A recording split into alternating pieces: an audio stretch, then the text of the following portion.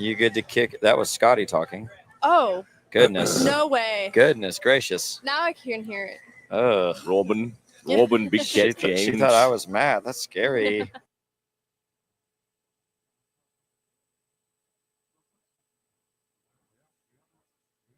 .365 Sports.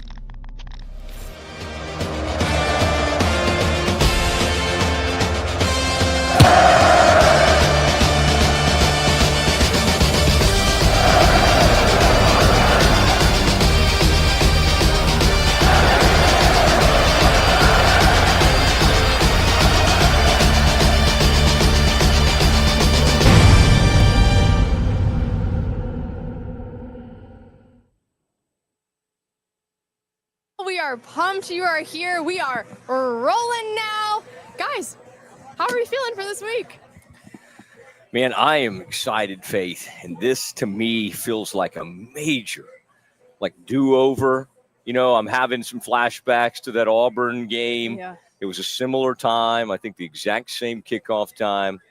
And I'm having a lot of flashbacks, by the way, Scotty, on several fronts. But from a game standpoint, it's very rare to this quickly get another great opportunity at home against a similarly built type team in program, Arizona State, because I still think they're ascending. They had a great year. I don't think it was a fluke what they did last year. And so I'm sensing, as we're here, 2 hours before kickoff, I'm sensing a lot of excitement. Maybe not quite the early buzz I felt that night before Auburn, right? Yeah. But I think it's going to build, and I think once everybody sees the anthracites, God, we love some uniform talk. I think Mosley just loves the word anthracite. Yeah. Still don't know exactly what it is. I think it's black, it's dark, but there's a little bit of gray in there involved. And I'll tell you what, I loved walking up and watching Scotty at work today, Faith, and then seeing Jake Plummer, Jake the Snake. Oh, yeah. I mean, that's incredible to get people like that. He had a good NFL career too, but when I think, because Darren Woodson comes to mind and Bob Brunig, who was a great player for the Cowboys, but they've had so many incredible. In fact, I started thinking through the prism of just Cowboys. And all these Cowboys players started going through and then I started questioning myself, wait, did Jim Jeffcoat play for them?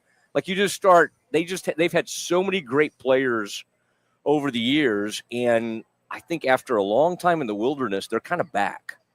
And you're right. I think I could almost make an argument this dude's the best coach in the Big 12. I mean, I'm almost there. Well, I might have said Kyle Whittingham, but Utah got shellacked by Texas Tech over today. Hey, let me ask you to vote in our Hour 2 poll. The question is, who has the most to gain or lose from today's football game? Is it Dave Aranda? Is it Sawyer Robertson? Is it Sam Levitt? Or is it someone else? And if it is someone else, either reply if you're watching on X or comment on YouTube and tell us who has the most to gain or lose from today's game. I think the answer is probably Dave Aranda. Any thoughts on that? I'm going to go with Sam Levitt. I feel like he hasn't done what everyone's expecting him to do. I think this is a great opportunity for him to do that. They looked really, really good last week. I feel like we're finally starting to see that connection with Jordan Tyson. So we'll see. Yeah, I think it's probably Dave. And, it's going to be fascinating I don't know. I could make a major argument on Aranda, which I will do when we get to Mosley's mind. But Sawyer, this is like a major crossroads game for him because it's he took a little detour against Samford. I think as Baylor people, we probably put too much into that. Most of the country did not see that, nor do they think most of the country, even if he had had a great game against Samford, wouldn't have cared, and the Heisman odds would have been the same. Right. Absolutely. So I think the Baylor fan that thinks, oh, he ruined it. And I was with somebody, not to brag, but last night, way up high in Baylor land. Oh, man. And they were Sawyer hurt his chances last week. And I was like, no. It was at Samford. It was 11 a.m. Yeah. The only thing people watched that day was the Green and Gold game day. I think I mentioned this, but I was listening to ESPN like national radio on my drive after the game, and I was curious. They start going around the country. I'm like, what are they going to say about Sawyer? He sucked. And they're like, Sawyer Robertson with 3 more touchdowns as Baylor defeats Stanford. I was like, that's it. Okay, if that's the takeaway, we're good. Well, Matt, I think it's time for us to open up Mosley's mind. Yeah, it's a scary place to go. Let's go. Hey, before we do that, I wish we could put the cameras just due east. What are those guys in? What are those things called? The guys that are. One guy's he's got to look like he got a case of Modelo or Natty Light or something. But what are those things called? I can't tell if they're dressed like pickles or cacti. No, but they're in Baylor stuff. But what do they call those, Faith? When people in those, they're not koozies, but they're. People sleep sometimes in a poncho, a sleeping bag. No. Oh. I would sleep in a sleeping bag. We need Faith on camera, by the way, when she says things like that. There's like a thing that people, for a while, they were popular, and it would envelop their bodies, and it was really cozy, and they would sleep in them, and they were called something. I know what you're talking about. The big sweatshirt things. They're just like big. Anyway, there are these Baylor guys. They're probably like my old fraternity. I'm worried. I'm worried what we're up to. You know what those are? They're like the wrestling robe. I know. Things. They like swimming. People wear them, but like there's another thing. Yeah, there's another name. Boy, good to see Pete out here. By the way, we're gonna get Pete up here in a little bit. I don't know about that, but I would say that. Only Sean McVay and that guy's about to get fired with the Dolphins can get away with those like culottes or whatever he wears. Those like joggers, like in the NFL, coaches now wear those things on the sideline. You have to be thin and athletic to do those things, to wear those short little joggers. Do you have some of those? Scotty, you're a thin man. Thank you. I always have been. Yeah. You're glad I noticed. By the way, did y'all, as we get into Mosley's mind, did you see the end of Game Day, ESPN? Did you see the whole? Oh yeah. Pat McAfee diving. Yeah. We just happened to be having breakfast, and we hadn't really watched much of the show. And then, yes, it reminded me of a houseboat jump that he pulled off here outside of McLean Stadium. Yeah. Do we have a high dive here at Baylor? No. Is there anywhere? Do we think we used to have one at the marina? We used to have a huge, beautiful swimming pool over there, like an Olympic-style swimming pool. When I would come to Grant Teff camp, football camp, which is only for the elite young athletes. That's right, like Matt Mosley. We would end up in that pool, but I don't think they had a high dive back in the day, Faith, before you guys were born. They even like random country clubs would have high dives. Okay, and it was so scary and so like against every rule in life, but would have like huge high dives, and the pool would only be like 10 feet deep, and they would literally have high dives. Okay, let me do some Mosley's mind here. Let's get to that. No, Faith, I promise. If you act like you don't like that, I'll circle right back to it. Somebody's making some arm gestures at me. I believe that Arizona State will end up being like one of the biggest challenges of the season for the Bears, and could be the biggest challenge. And I sort of believe if Arizona State wins this game tonight, that they'll be right in the middle of the Big 12 conference race. Now, here's why I think Baylor, that we all know they desperately need to win. But like with what Joey did today, what Texas Tech did, that was a monster win. That was that you go on the road. They did get it to 13-10. Utah did, and they responded with like 3 straight touchdowns, 2 touchdowns within and it was like a great response. And they did it with their backup quarterback. So we can make fun of all the money and all the portal money, and I'll continue to do that. But they produced on the road in front of a unbelievable crowd of kids that showed up at 4 or 5 a.m. today for the whole Fox Big Noon thing.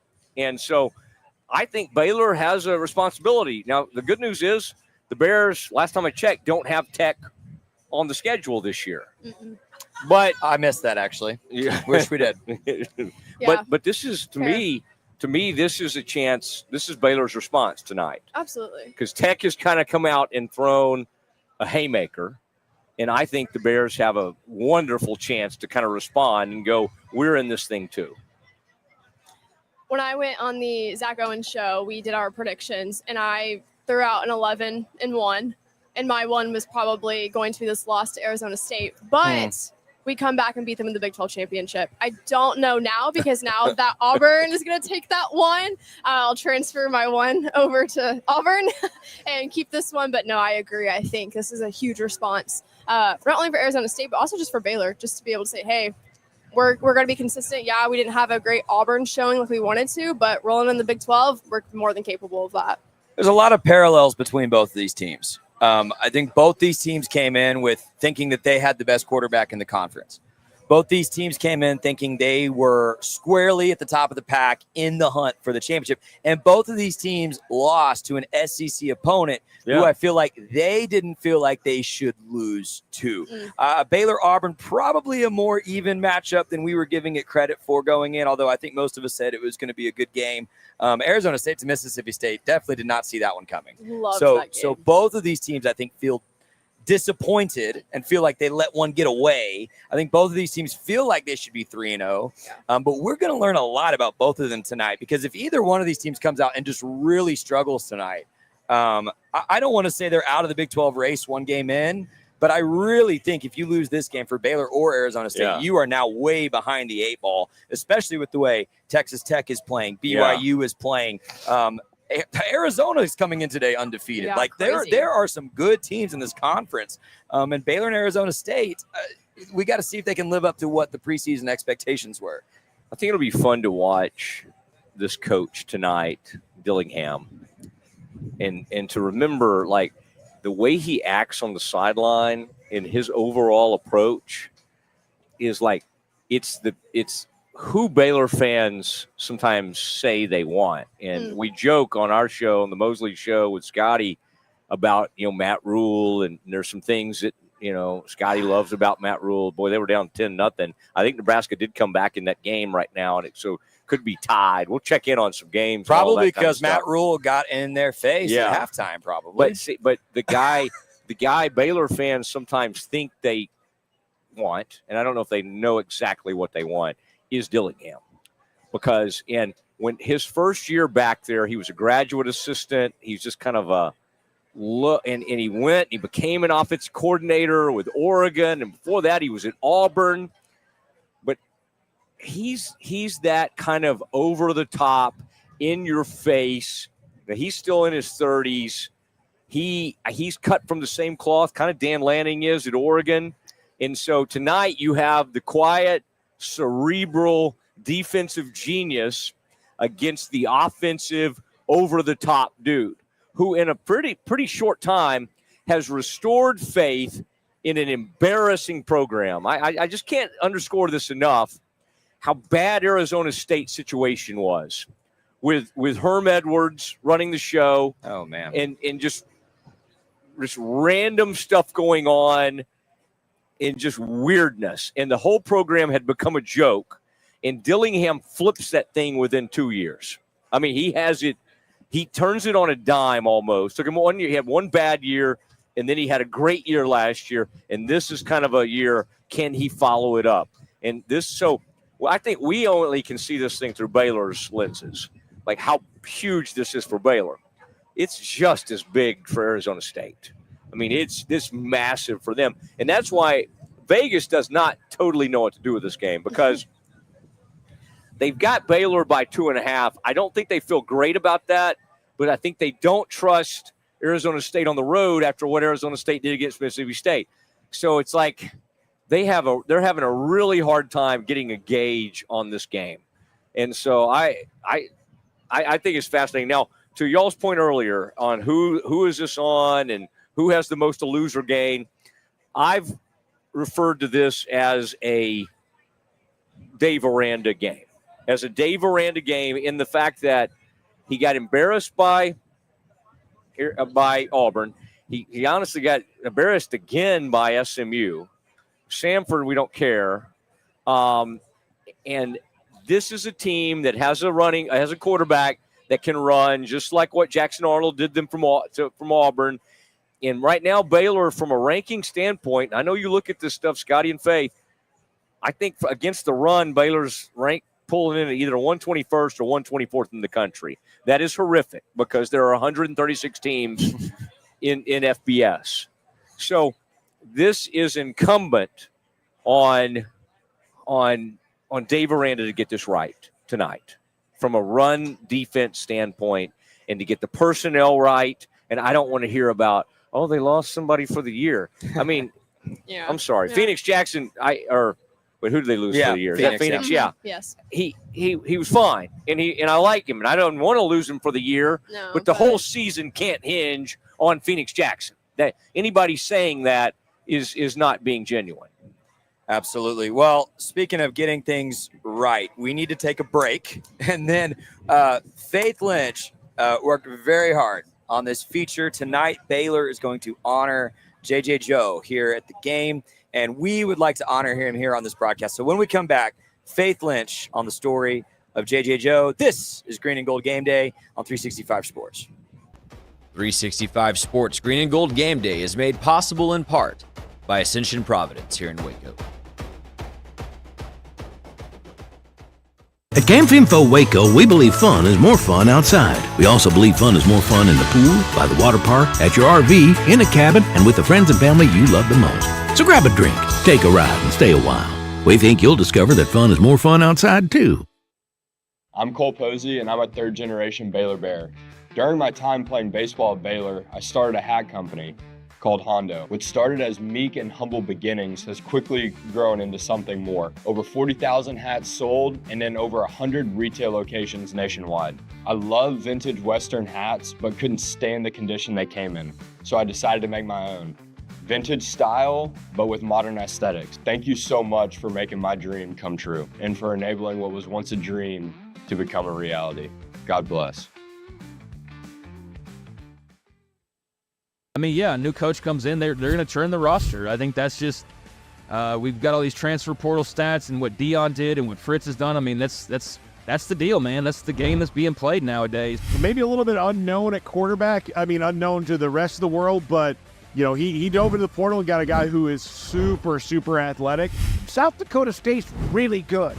Give us a little bit of breakdown about what they can do and what Oklahoma State needs to be worried about. Look at that form right there. I need to say nothing else about this because I found one.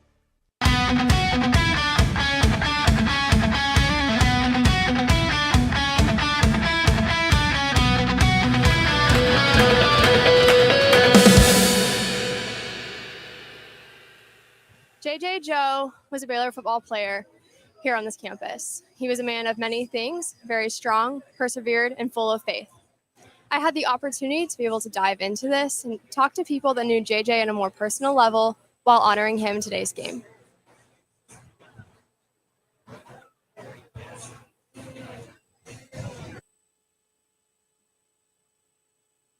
In the fall, football becomes more than a sport. It's a tradition that brings communities together under Friday night lights and Saturday stadiums. Baylor football is a program that is built on resilience and tradition, shaped by decades of grit, faith, and community spirit. All qualities that J.J. Joe encompassed. J.J.'s passion for football came alive in Arlington, Texas. J.J. Joe started as the quarterback at Lamar High School, where he posted impressive numbers in his senior year and earned the prestigious title of Fort Worth Star Telegram Offensive Player of the Year.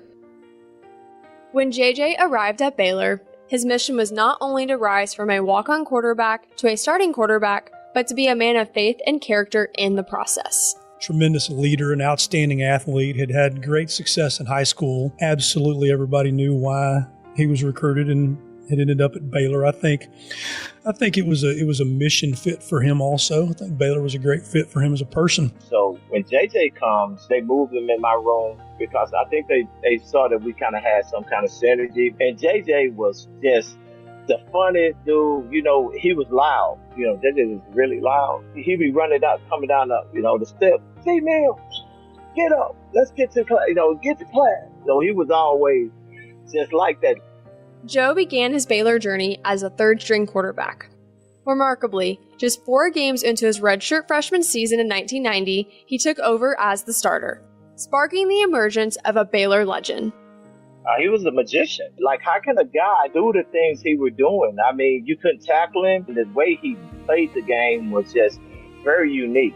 Coach Chuck Reedy was brought in to run the veer. It really fit JJ's skill set because he was able to run the triple option. He was crafty. He was smart. He was athletic. His timing, his acting. He'll sell this little fake pass. Dive option pass was his play to Melvin Bonner.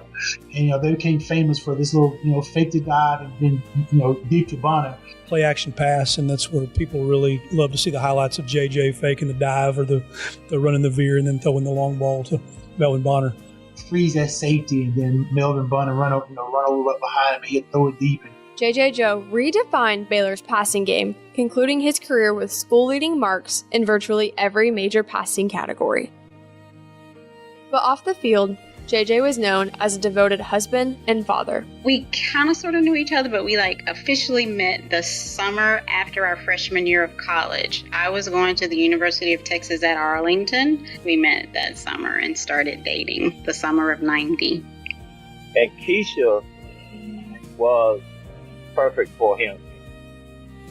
I mean, JJ was a different kind of guy. He was very humble, very down to earth, very loyal. He was loud. And I know part of it probably because he was a quarterback and he kind of had to be loud. He was really loud from day one. Keisha was everything to him.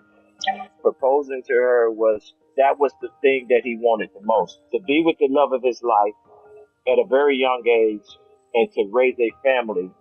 We dated from 1990 until the proposal happened December of 93, which was his senior year. He deeply loved his wife, Lakeisha, and together they committed their lives to raising their 3 sons into strong, faith-driven men. Concluding his playing career for the Bears, JJ went on to be a successful businessman before receiving a call from Baylor to sit in the broadcasting booth. He was so excited about doing it. He didn't realize that he was going to get paid to do it. He was going to do it anyway because he just wanted to do it. He loved football. He loved talking about it. And the getting paid for it was like a bonus. In 2004, he joined Baylor's football radio team as the color analyst.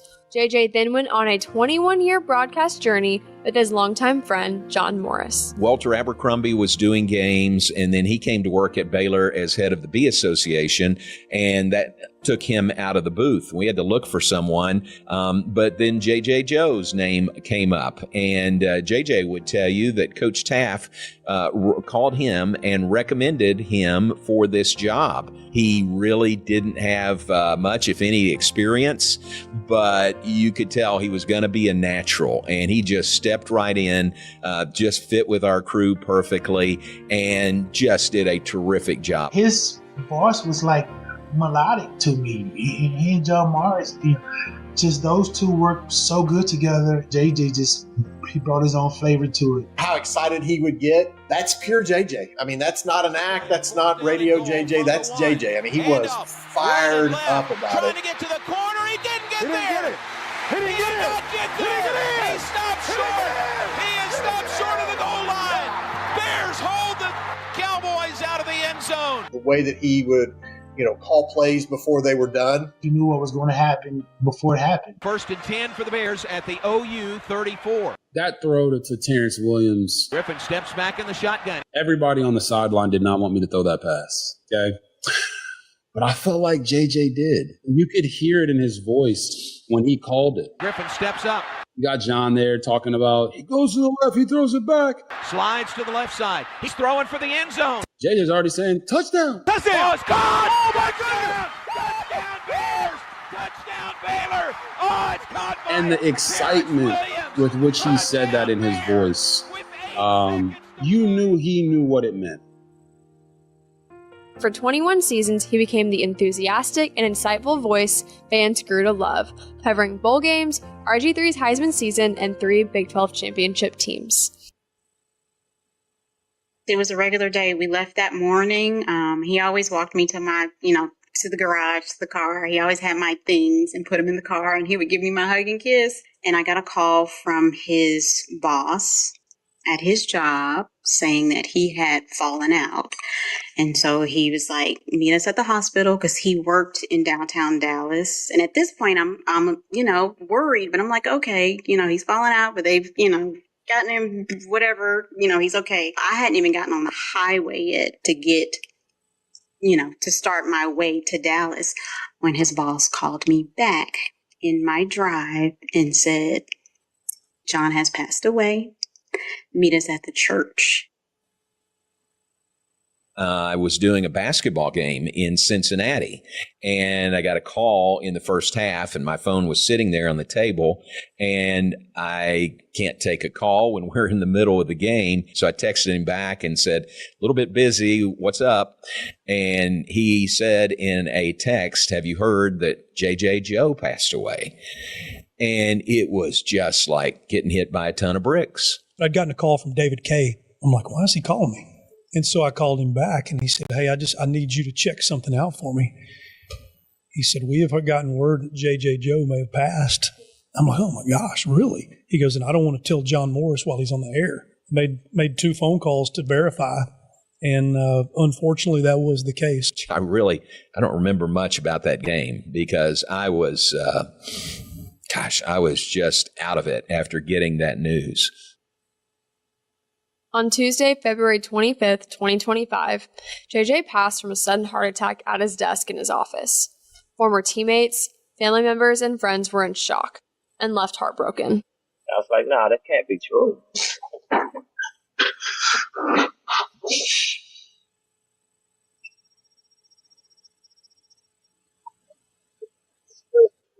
I know it's becoming, I think the closer the football season, the more real.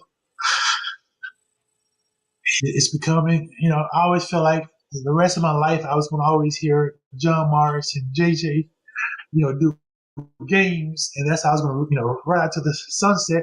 That was extremely difficult on John Morris. But I am so thankful that he had a part in the memorial service.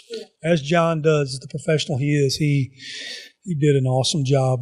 They had like overflow rooms. They had to show, people had to watch from rooms in the back to watch the service. When I saw Grant Taft at the funeral, I was like, oh, wow. To see him show up, it meant a lot. So much respect between those two. I know Coach Taft feels that way about all, if not most of his former players, but I think he had a real deep respect for JJ. So it meant a lot to see everybody come out. If Mike Singletary was a model for his generation, JJ was the model for our generation. If you were ever around JJ, JJ was the epitome of joy. Part of the reason for that is that JJ's joy was founded in his relationship with Christ. That's where it starts. I mean, JJ was a gentleman. And so you're not going to find anybody that's got some crazy story about him. He was a gentleman, a tremendous person. He made you feel better, whoever you were. JJ just taught us a lesson of just loving people and supporting one another, because he would look at you and see the best in you. He always spoke to who he knew God had made me to be. In my mind, set the standard for what I think you've seen from some of these Baylor quarterbacks through the years. Yeah. There is no RG3 without JJ Joe. JJ was a man who was deeply faithful, loved others in a way that Jesus loves his children, and someone who lifted those around him with encouragement and wisdom. Whether on the field, in the broadcast booth, or in his professional life, JJ Joe lived with perseverance, kindness, and an unwavering love for Baylor and his community. JJ was such a good dad and such a good husband. He was just such a good man all the way around. And you could see that when Lakeisha was there especially. And you could see it when his boys, growing up, he would bring his boys on some of the trips and they'd be in the booth with us also. Those are really good memories about the husband he was and the father that he was. I would say the legacy that he's left, the biggest legacy, I think, is to be a man of God, and for all my boys to see the person that he was as a husband, to see the person that he was in his Christian walk, and just in his daily life, just to see the person and the man that he was has left a lasting imprint on them. And I think a lot of things that they do now, they do it for their dad, that they know that dad is watching and dad would not be okay if we're not doing things the right way and in God's name.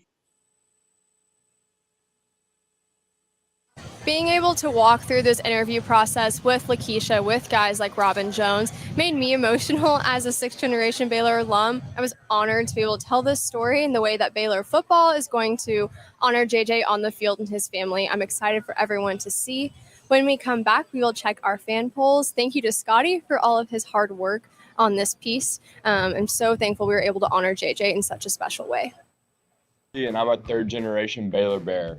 During my time playing baseball at Baylor, I started a hat company called Hondo, which started as meek and humble beginnings, has quickly grown into something more. Over 40,000 hats sold, and then over 100 retail locations nationwide. I love vintage Western hats, but couldn't stand the condition they came in, so I decided to make my own. Vintage style, but with modern aesthetics. Thank you so much for making my dream come true, and for enabling what was once a dream to become a reality. God bless.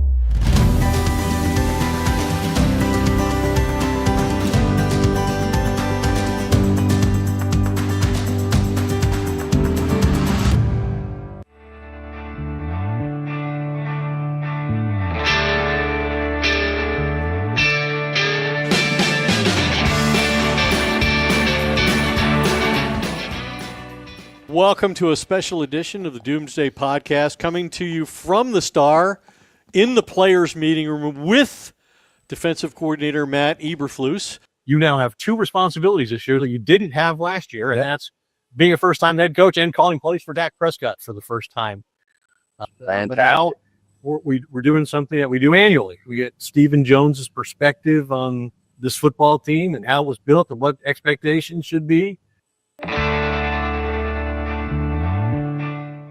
At Camp Info Waco, we believe fun is more fun outside. We also believe fun is more fun in the pool, by the water park, at your RV, in a cabin, and with the friends and family you love the most. So grab a drink, take a ride, and stay a while. We think you'll discover that fun is more fun outside, too. Hey, what's up? My name's Scotty, and I used to host a Baylor football podcast called Please Bear With Me, and I'm so excited to finally let you know that we are so back, baby. Please Bear With Me is coming back not only as a podcast, but as a YouTube show on the Rogue Media Network.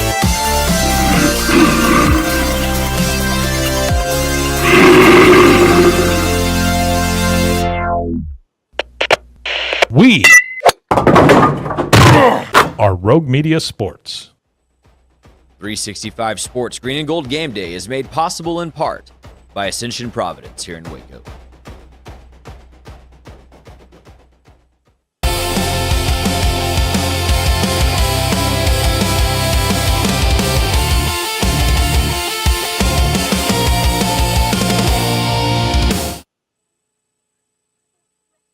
Gold Game Day show. Thanks for listening to our last piece. We're going to go over the results of our poll. 46% Aranda, 22% Sawyer, 18% Levitt, 13% Kenny Dillingham. You made it, Matt. Wow, your guy. Yeah. What was the poll question? You know, it was a little while ago. No, it was like who has the most to lose or gain from today's game. From today's. Always Dave, man. outcome. Everybody's always saying it's Dave. I know. Yeah, I would like to cut him a break, but me too. No, you can't. Because as I said, Pete Sue's on here. Great to have him on. Look at it. We're very fortunate to get him in the middle of football season. This is extremely fortunate to have him over here. Camp Info. Pete, I'm going to get you a plate of barbecue here in a little while. In fact, they have some hush puppies, like fried brisket. They're so They're- good. They are so look, good. I'm in. I just like the way he says hush puppies. Hush puppies. We got folks coming by to see us. It's a great setup, man. I mean, honestly, this is amazing. And the porta potties are super clean. You know, that's like good. That's the little things matter. By the way, I always look at these people that come to watch us, and I'll think in my mind, well, that's an older gentleman over there. He seems like a nice guy, and then it'll turn out to be a guy I went to school with. See that? And I'm always thinking that guy looks kind of old. Golly. Faith, what's on your mind right now as we get closer and closer to kickoff? To have Pete here is a real treat. We will have Robin Big Cat Jones. My communication with Big Cat has been cut off, but it's great. Pete was on the scene early, and I think that's the whole key in life. If you show up early, it's something I haven't played by those rules in the past. But Pete, my contention was that this is a Dave Aranda game. Like there's a lot riding on this in the sense that the Auburn game obviously didn't work out. The run defense was really, really bad. Samford was just kind of meh. SMU defense was not good either. Yeah, and they had some huge bust on 2 plays in particular. But again, that it's all on the head coach. Here's the number one thing I'm looking for today to speak to Matt's point. Sam Leavitt has been running probably way more than he did last year, and he's had success. But at the same time, I talked to Danny White this week, former Arizona great and Cowboys legend and Arizona State great, and he mentioned that Sam Leavitt has been too quick to leave the pocket, and it's actually been hurting their passing game. But today, I think that you mentioned it, the Auburn game, like we saw Jackson Arnold run roughshod over this Baylor defense. Like this could be the same thing. If Sam Leavitt were to do what Jackson Arnold did, right, for Auburn, then I think you, Mosley, and all your buddies can get on the let's give Dave Aranda a hard time train, and it would be warranted. As for right now, I'm believing that Coach Aranda will have something specific to keep that from happening again. Because if we have another quarterback run all over us, that is not a good look. I agree. You know? No. Well, I like that. I love that. Well, I've gotten in trouble for that on ESPN before, just in meetings, though. No. I agree. I think Sam Leavitt, I said it earlier, it's just he has a lot more to grow, a lot more to do. And so him leaving that pocket early, I'd love to see him change that. For sure. And one of the things, part of the reason I'm here is to give us, because I, host Inside the 12. Big 12 wraparound. Yeah, Big 12 wraparound. So this is the Big 12 wraparound. So any questions you guys have about the Big 12? Because if you don't, I can just take it from here. What do you got, Matt's Mose? posing for selfies over there. No, there's a young lady trying to get my photo for a second there. But no, I would say, what has my attention today is the Texas Tech Red Raiders throwing a huge haymaker.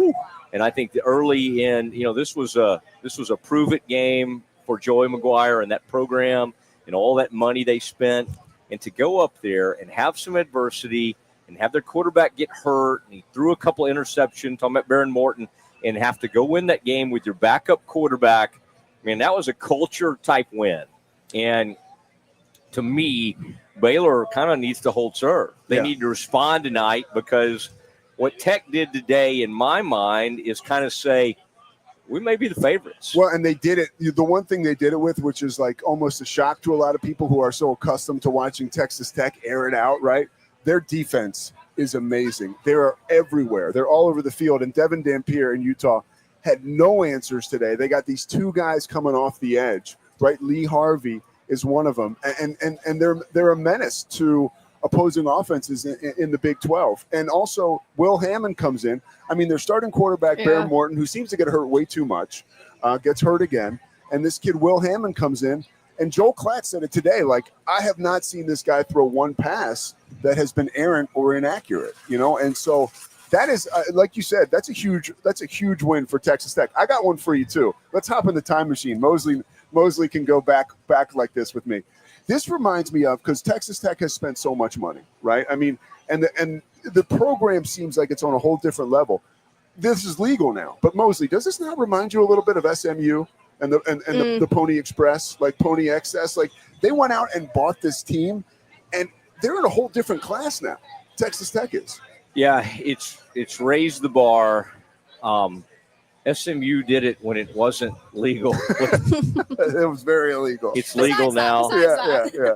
I love the Big Cat has made his way. Look at him. All right. He is closing in. He's got his daughter If we don't watch it, if Scotty doesn't watch it, he'll just come straight onto the set. Scotty, hold him back right there. Yeah. I watched that man do so much damage to people over the years, including the University of Houston. But that is interesting what you said about SMU, because what Tech does feels almost illegal, because they have a billionaire that played for them, and he's made a huge commitment to what they do. And on top of it, they have other people. And if I thought hard enough, I could remember the other guy. His wife played softball there, but he's the guy who put up the $1 million to get the great softball pitcher. Yes. $1 million arm, yeah. What I like is Nigel Kennedy. If she's unbelievable. Pete does tons of softball, so he will know all this stuff. But I like a school that doesn't just pour it into, okay, we're going to transform football. Let's bring some other sports up too. Yeah. And softball went from, and Faith is a former Division I player, in volleyball, obviously, but boy, she's seen these different programs. Like Baylor's a consistently top 20 volleyball program. Softball, they've been up and down over the years. Tech this year went from, they went from kind here of mid-tier to big time in a hurry. And I think we can make fun of Tech, but we also ought to go, you know what? Well, how about your boy Grant McCaslin? We should do some of that. He's one of your, what is he, your old fraternity buddy, Grant McCaslin? That's my thing. thing. Basketball too. As I'm like, every university's got one. Every university's got some Cody Campbell, undercover, underground, whatever. If college athletics is moving in this direction, bring your guy up. You know, I love Cody Campbell's approach. Yeah. Inclusive of all other Olympic sports. I think it's a great holistic approach. If the game's going to move this way, why not? Okay, let's feed into it. Put it everywhere. And put a good approach on it so that people can follow. I 100% agree. At one point, we had like Bill Gates showing up at games. Baylor alum. Like, let's get him. Come on.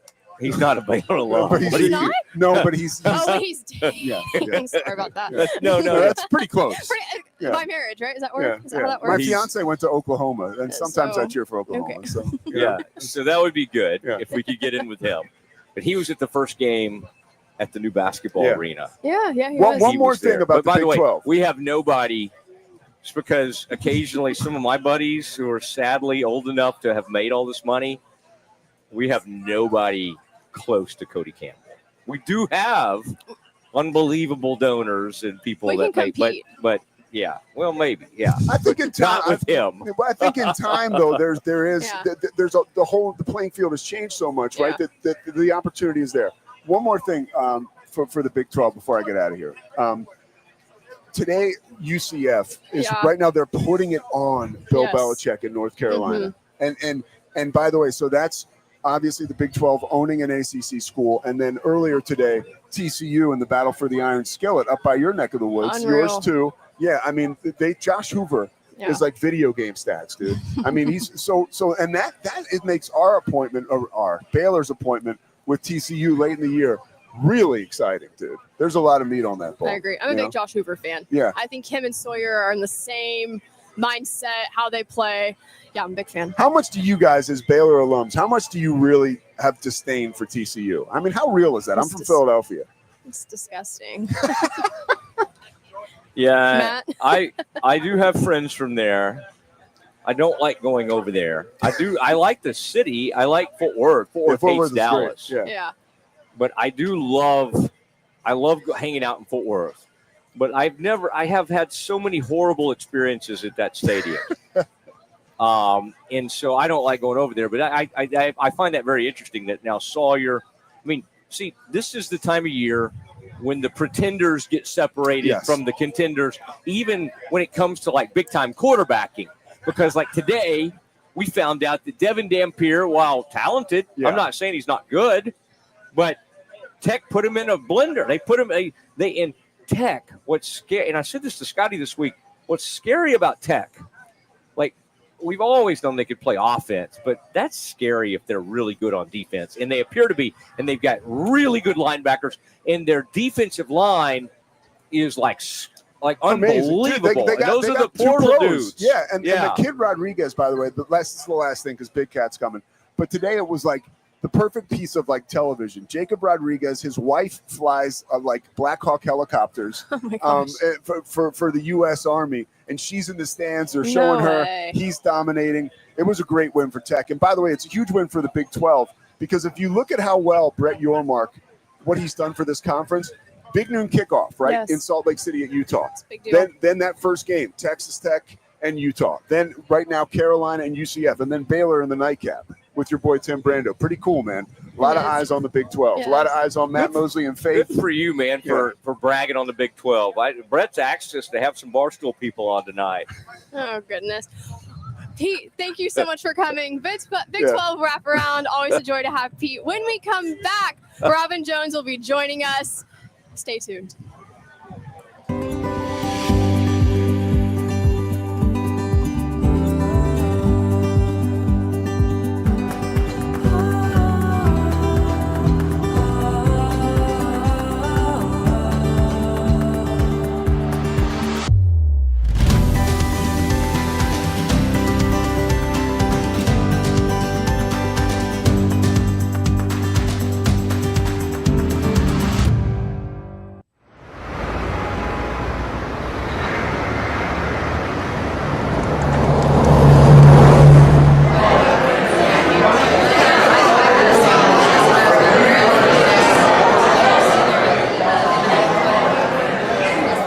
Everyone, hello. Guys, welcome back to Dear Sports. I am so pumped to be back in the podcast world and filming season 2 of Dear Sports. On this podcast, you're going to find stories from former and current athletes about their journey through sports and the impact it has made in their life. Make sure to subscribe on YouTube and follow our Instagram and Twitter to stay updated on all things Dear Sports.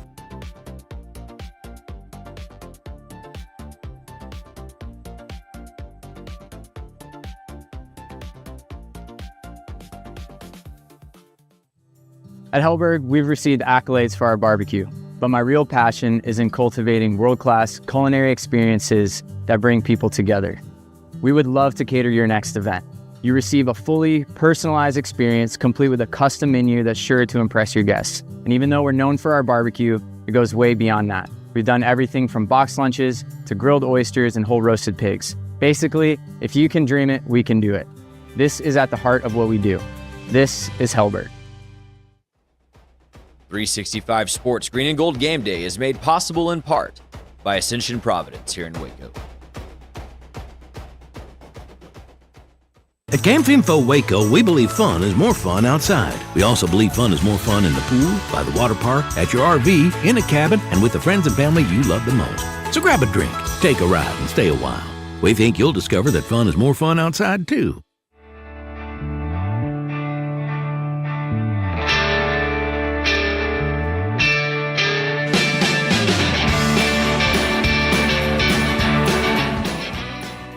Welcome to a special edition of the Doomsday Podcast, coming to you from the Star in the players' meeting room with defensive coordinator Matt Eberflus. You now have two responsibilities this year that you didn't have last year, and that's being a first-time head coach and calling plays for Dak Prescott for the first time. But now we're doing something that we do annually. We get Stephen Jones's perspective on this football team and how it was built and what expectations should be.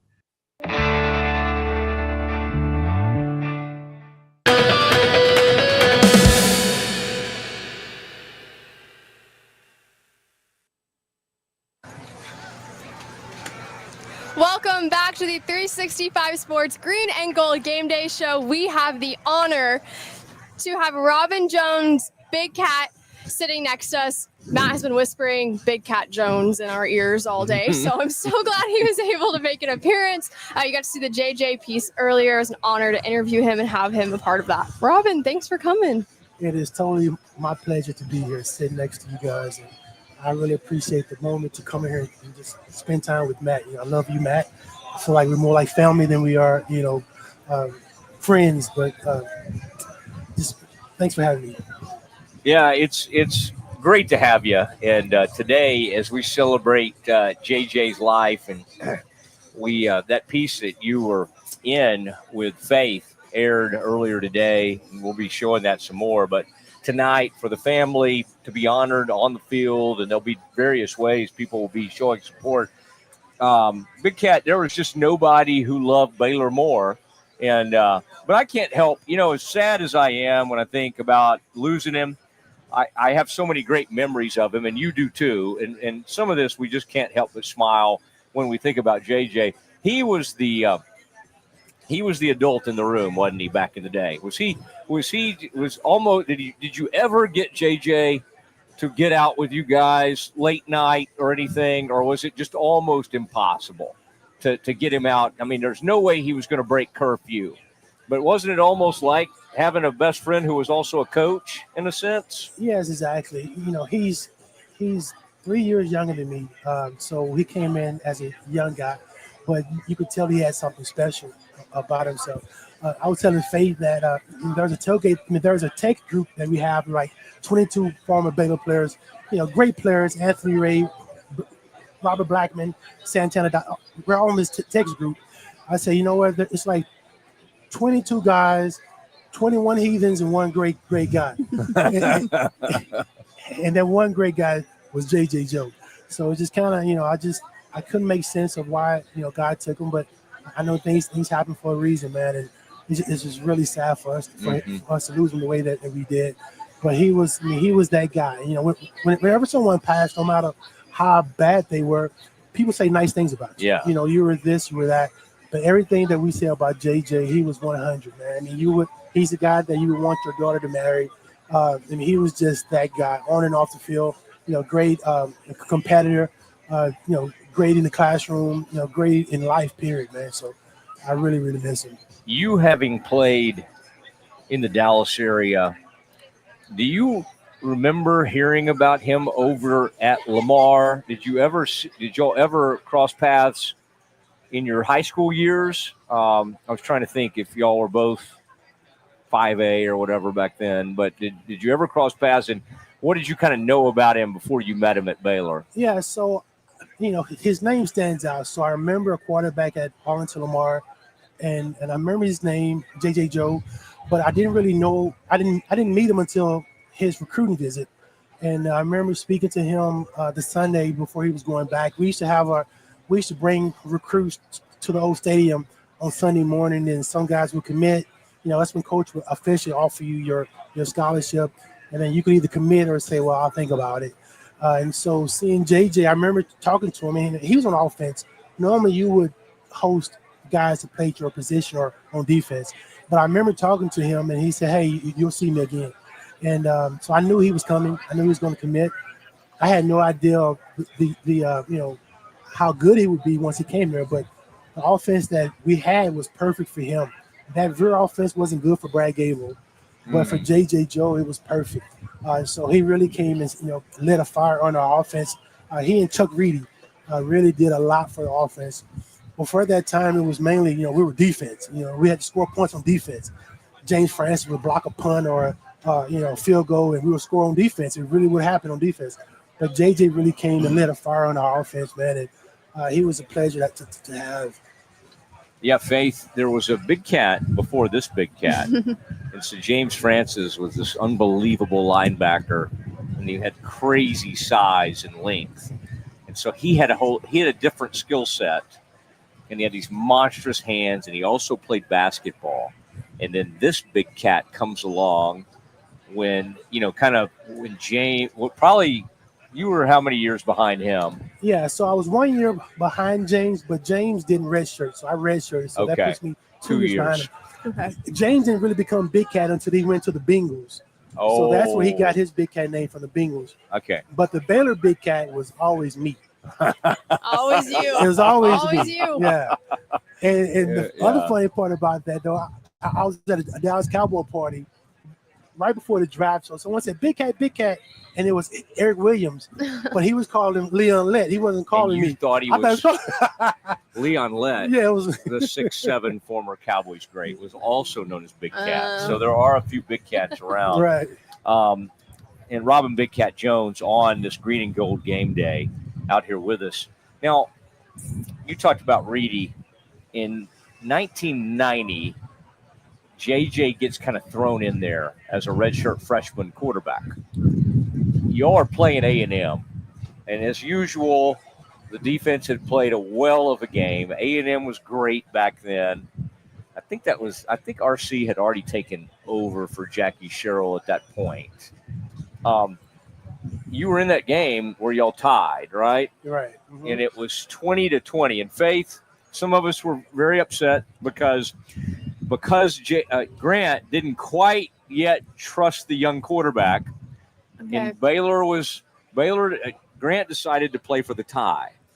Oh, And there were some Baylor fans so upset. One of them actually tried to fight the head coach after the game. Do you remember walking off the field and actually seeing that take place? I do remember that. I remember being in the locker room. Then I heard this tussling behind me.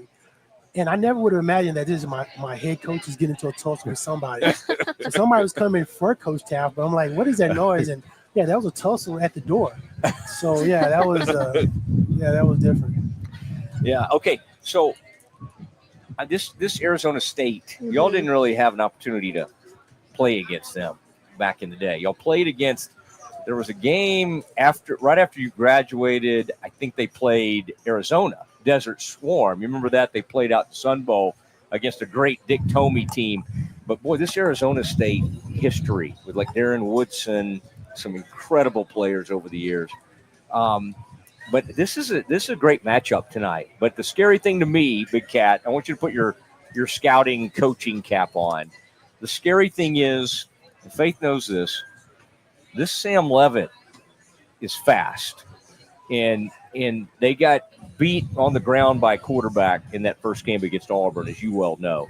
Now, first of all, before you tell me how the Bears should defend him, who was the fastest quarterback you ever had to deal with back in the SWC days? Yeah, so two quarterbacks that come to mind when it comes to just quickness, Quinn Grovey at Arkansas, and then Darren Hagan at Colorado. Ooh. Yeah, he was awfully fast. But the guy that gave us the most problem was Bucky Richardson at A&M. I mean, he was crafty.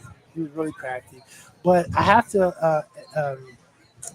to say something because we did play Arizona State one year when I was here at Baylor.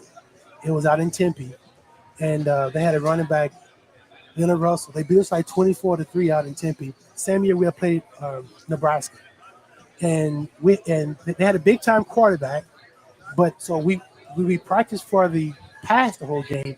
They had just signed this big running back from junior college, Leonard Russell, and that guy cooked us alive, man. He had this little. I mean, we didn't know where this guy came from, but he was from junior college. Ended up being a first round pick of the New England Patriots that year.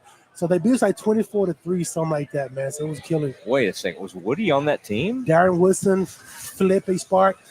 And it was a Chiefs quarterback. I can't think of his name, but the guy played for the Chiefs for a while.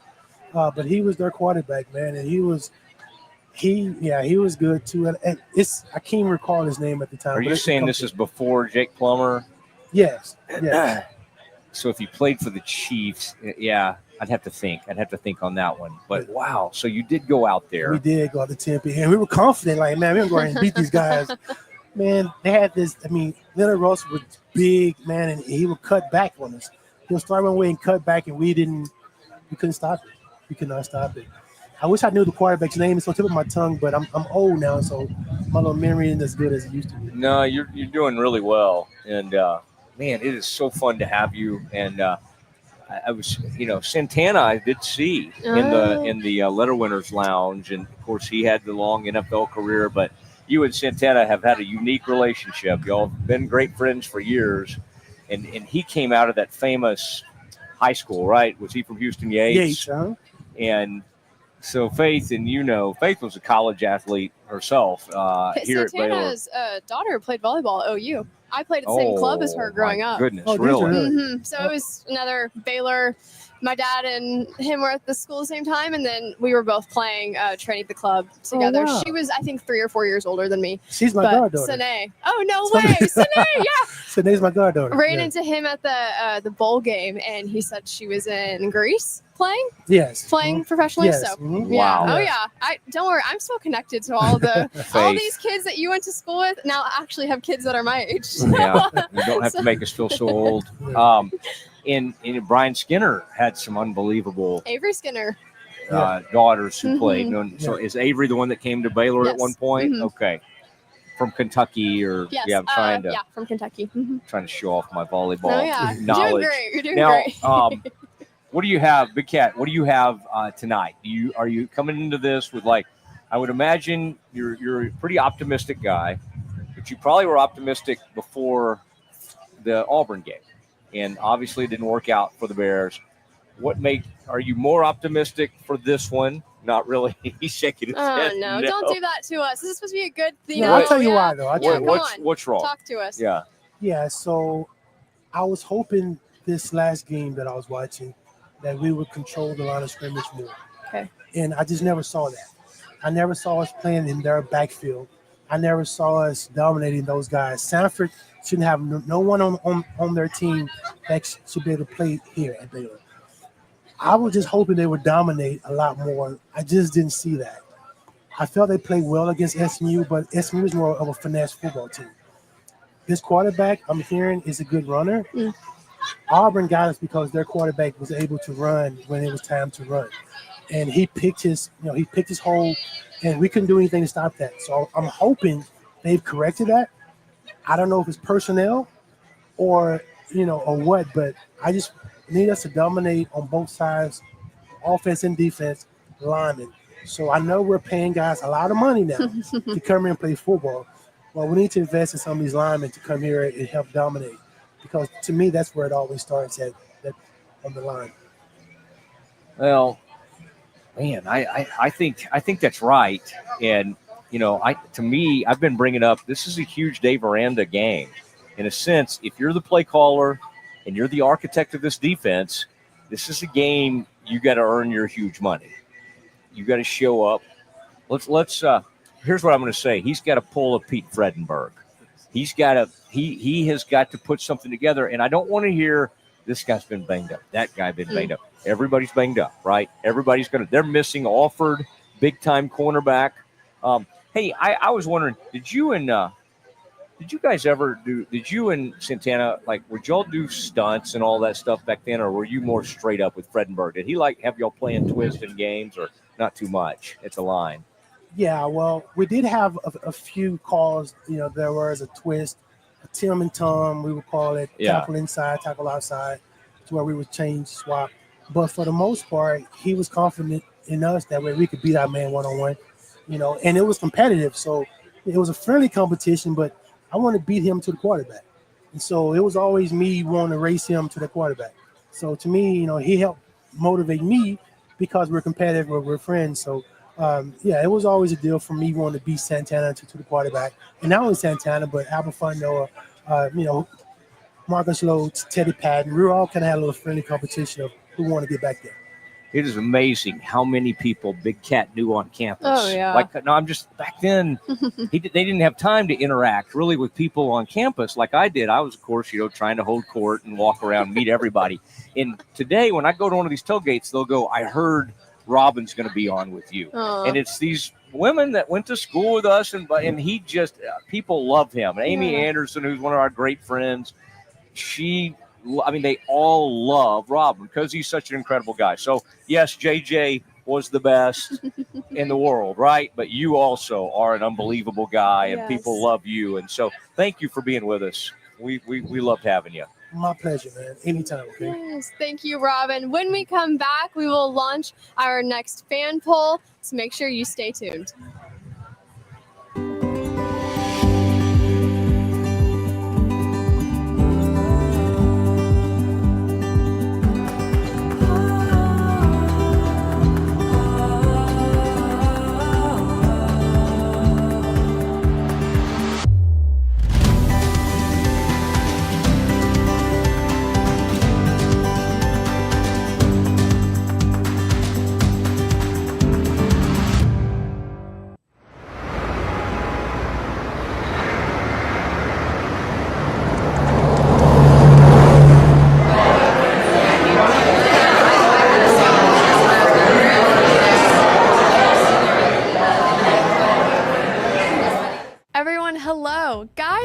back to Dear Sports. I am so pumped to be back in the podcast world and filming season 2 of Dear Sports. On this podcast, you're going to find stories from former and current athletes about their journey through sports and the impact it has made in their life.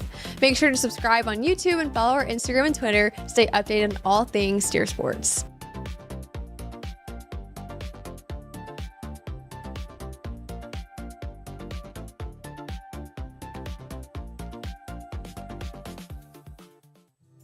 At Hellberg, we've received accolades for our barbecue, but my real passion is in cultivating world-class culinary experiences that bring people together.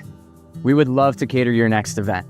You receive a fully personalized experience complete with a custom menu that's sure to impress your guests. And even though we're known for our barbecue, it goes way beyond that. We've done everything from box lunches to grilled oysters and whole roasted pigs. Basically, if you can dream it, we can do it. This is at the heart of what we do. This is Hellberg. 365 Sports Green and Gold Game Day is made possible in part by Ascension Providence here in Waco. At Camp Info Waco, we believe fun is more fun outside. We also believe fun is more fun in the pool, by the water park, at your RV, in a cabin, and with the friends and family you love the most. So grab a drink, take a ride, and stay a while. We think you'll discover that fun is more fun outside, too.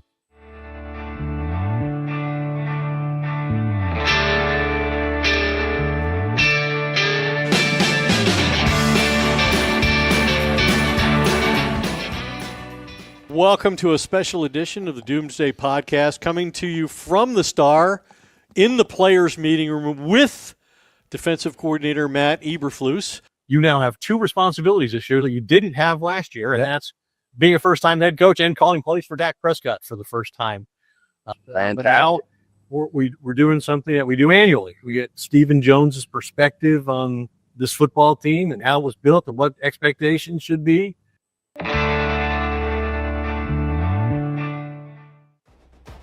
Falconberry Construction is now Gather & Co. Kitchen and Bath. Check out gathercoremodeling.com.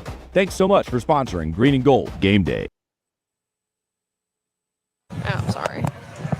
Okay.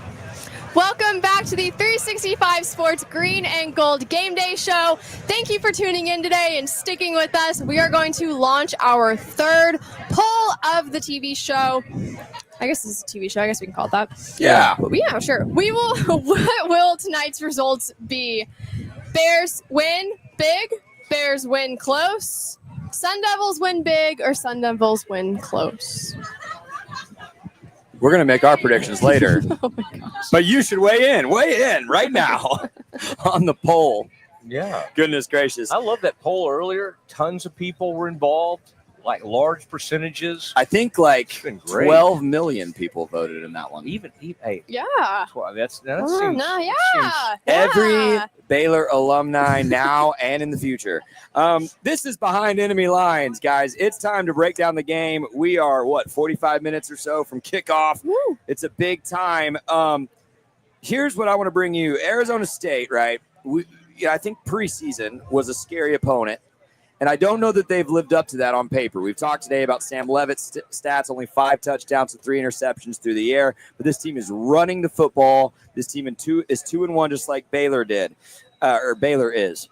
They are going to try to run the ball on Baylor, which Baylor has shown no ability to stop. Their secondary has not been very good and is also pretty beat up at the moment with some key playmakers missing. So Baylor should be able to do what they do best, which is throw the football. I'm expecting a shootout here tonight. Okay, so I think that might happen. But I did look back at the Mississippi State film, and I think that's what people kind of tune in for. Has Mosley been watching Mosley's his breaking film. down film. That's right.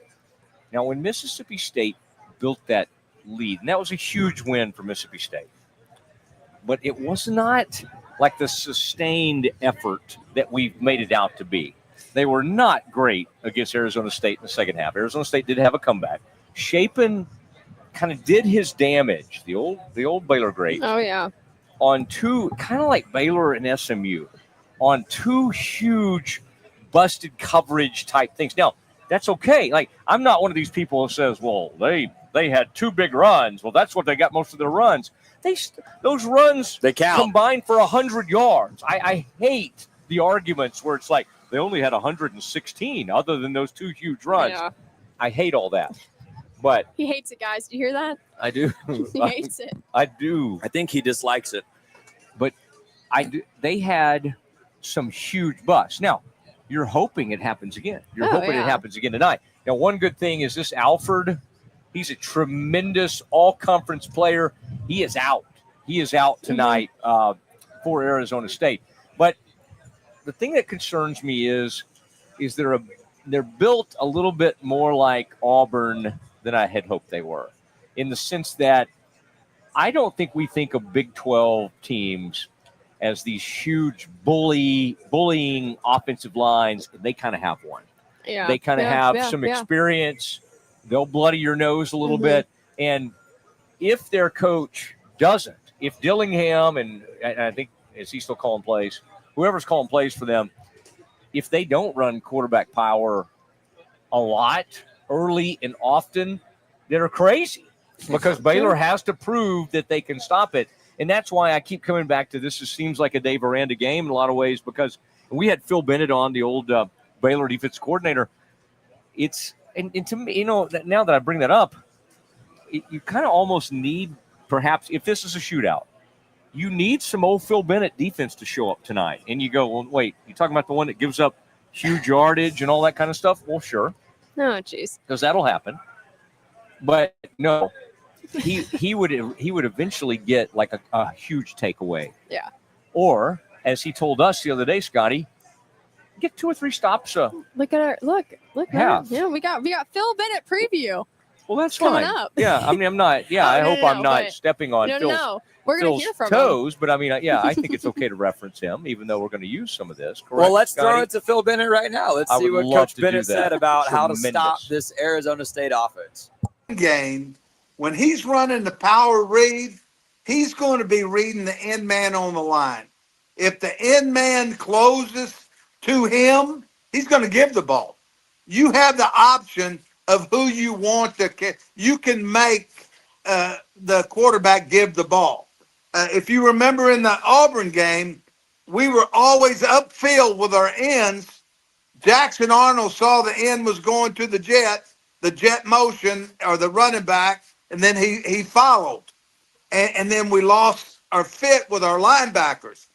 And you can make them give the ball and make the ball go east and west. That's something I always thought about with a power read. If I had a quarterback, I wanted to take the ball away from him, I crashed the end to the quarterback and then let our pursuit go to the ball. Now, what's different is scrambling, third down. We're 11. If you remember the Texas game, he willed them a chance to win on scrambles. I would think, and Jackson also scrambled in that game, as we know.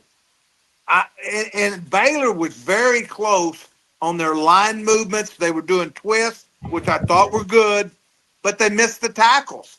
I don't know if you watched Baker Mayfield on Monday night. Yeah. But he didn't play great all game. And then at the end of the game, the last drive, the Texans went to 2-man. That's man underneath with 2 high. Well, what happens is when the back scat and you've got 5 blocking 4, the quarterback's scramble is deadly, and it won the game for him. I would think somehow Dave would be able to, when on passing downs, and I'm not going to call it a spy. I used to call it a tracer. You're going to do your drop, but you're going to be second level, knowing that if the count goes 1001, 1002, ball's not thrown, you're coming down. You're going for you're looking for the scramble. Incorporate your games. Use your line twist, because I think what it does, if you let somebody scramble, you want it to be an east and west scramble. Jackson was getting north and south. I mean, that kills you so fast, especially when your backers are deep, whether they're playing man or zone. I mean, it's a gimme. So I would think that's been a big work for for the Bears this week. There you go, Coach Bennett on the Matt Mosley Show this week. Yeah, and man, it's just fun to hear him, and he's got so many stories. And I think the other part of the Faith that's kind of interesting is that we didn't mention is that he went after Baylor in 2016, which was a very chaotic year. Which, if you notice, Scotty, when he came on live on the Mosley Show, I was trying to kind of get him off. He would have talked about that for a long time. And he started down that path, and I was like, let's stay on firm ground here. Yeah. But the next year, all those coaches are like, what are we going to do? Like, our careers are basically over. And Todd Graham was at Arizona State, and he brought him in as his defensive coordinator. And so it was interesting. And then even to this day, he is in, and he says we and us and all this stuff when he talks about too. Baylor. He loves Baylor, even though he was so he hated how the whole thing went down, and we don't want to get into that. But in 2017, he goes from Baylor to the defensive coordinator at Arizona State. Jeez. And then on top of that, he's now like the huge mentor for the Arizona State defensive coordinator, whose name is Brian Ward. And tonight, Brian Ward is in charge of trying to put something together because they're looking at Baylor's tendencies. And right now, Baylor just has not been able to run the ball. And they've had success in the past running the ball, up the middle. And this year, they've been a little bit better at bouncing the ball outside, but they're just not great. Yeah. And I thought the best thing Dave Aranda did last week after that Samford game was because I forget what the reporter who did it, but they tried to kind of offer him, well, it was Samford. You all did okay. Running game was a little better. And Dave's response was like, we were not good. Yeah. We were bad. And that's not a good enough effort. That's what, honestly, if you go out against Samford and you kind of screw around like they did for much of the game, that's the response you want from your head coach. The other thing, Scotty, that was so interesting that Phil told us was that this past spring, Dave invited him by. Yeah. Said, hey, come by Mm-hmm. and hang out with us and come to a spring practice. So many odd things have happened during the Aranda era. We've had Gary Patterson as a short term, but he was a consultant. And then Phil Bennett, who other than Art Briles, was kind of like, he was Briles' right-hand man, and we don't have time for this, and nor do I want to get into it. But Phil was in on all that. But again, Scotty will tell you, I like to delve into controversial things sometimes, and I like to say things that I don't mind surprising people with things. But if somebody starts talking about that scandal and I'm not ready to do it, I'll head it off in another direction. And I did that the other day because he was like, yes, it was bad. But the thing is, he's here tonight. And what time is it? We're getting closer to game time. 5:55. What time is kickoff? 6:30? 5:53. He is wrapping things up at La Fiesta. You ever been out there, Faith? Cheese nachos, purple marg. Come on. We shouldn't talk about it until they sponsor the Green and Gold Game Day. Okay. All I just wanted to say that's where he is. Cheese nachos are why you go to Needfus. So They don't or put not the, Needfus, they don't La put Fiesta. they don't put the beans on them? No, it is just queso and cheese baked on chips. And guys, that is how Faith got into volleyball shape. Speaking of Faith, you got to go to Big 12 Media Days and catch up with a couple stars for Arizona State who are going to take the field tonight. I did. Yeah, it was great to talk to them. And I think I got a little bit of a uniform reveal more than I was supposed to. I think one of them told me about the throwbacks before they were announced. But yeah, we can take a look at some of that footage. Defensive tackle for Arizona State. What are you personally wanting to prove to the Big 12 this year? Really, it's just a matter of showing that I could be more than one type of leader. Just show improvement from prior years. So as long as I'm showing improvement those 2 years, it speaks for itself. Yeah, finishing so high last year, preseason polls have come out.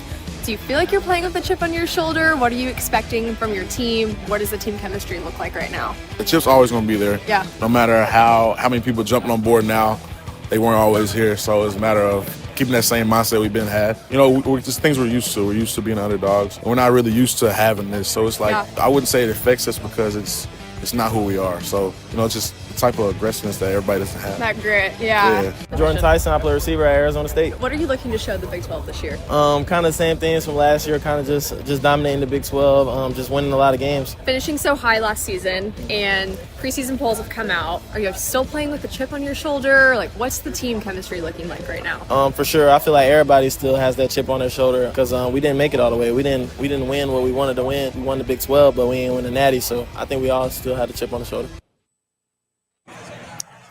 Yeah, I was thankful to be able to go to Big 12 Media Day and get to talk to some of those guys with Sick on 365 Sports. To kind of go back to, Matt, your point of Dave Aranda in press conferences this week, I think that's the kind of mentality you have to have. You know, you don't want to have a poor performance and then just talk about, oh yeah, change things, it works, whatever, roll in this next opponent. I think Dave Aranda does a great job of respecting whoever he's going to play next, but also respecting the old Baylor of what everyone loved about Baylor. Is he understands Baylor's fans and Baylor's culture, and he's not going to dismiss any of that. And so that's what I love about him.